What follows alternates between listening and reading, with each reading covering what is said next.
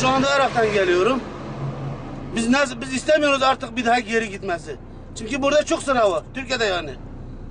Bu sıra mesela, bu sıra şey oluyorsa çok hakaret oluyor mesela diyelim. Biz istemiyoruz yani burada sıra olsa. Irak'ta olsun. Irak daha rahat. Biz şey yapıyoruz. Daha rahatız yani. Orada sıramızı takip ediyoruz. Ama burayı biz takip edemiyoruz ki. Yapacağız 2-3 yıldır bu sahayı yapamıyorlar. Bir sene vermişler aslında normalde. Eğer o saha olsa şey yaparsa, yapılırsa biz bir günde 2 günde biz arabayımızı oraya sıraya koyacağız. Rahat yemeğimizi içmeğimizi yaparız.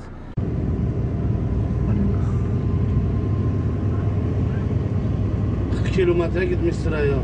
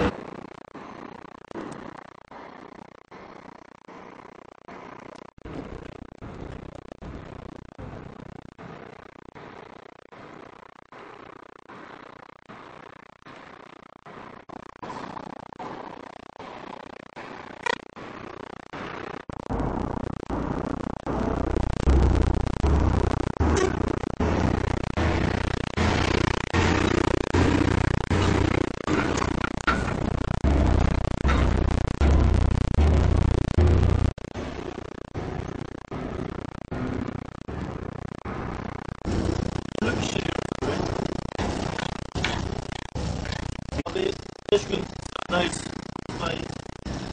Bir de yemeği kendimiz yürüyoruz.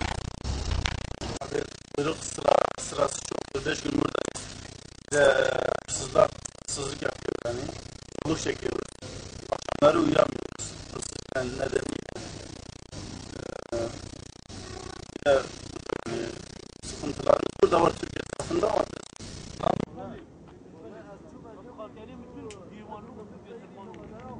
12'den sonra 2 ile 3 arası adam resmen gelip senin kapını açıyor.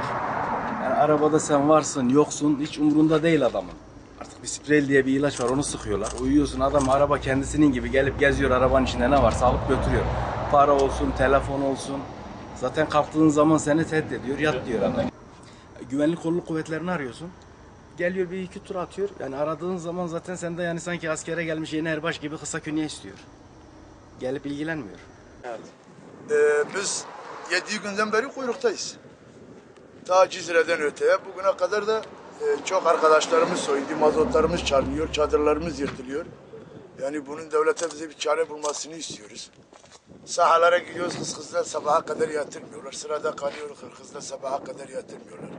Biz eziyet ediyoruz. Mallarımız kıymetli olduğu için arabaların başında gece nöbet tutuyoruz. Gündüzleri de arkadaşlar 3 kişi yatıyoruz, 3 kişi nöbet tutuyor. Yani çok rezil perişan diyorum ya. Bir de ayrıyeten çok zorlama oluyor.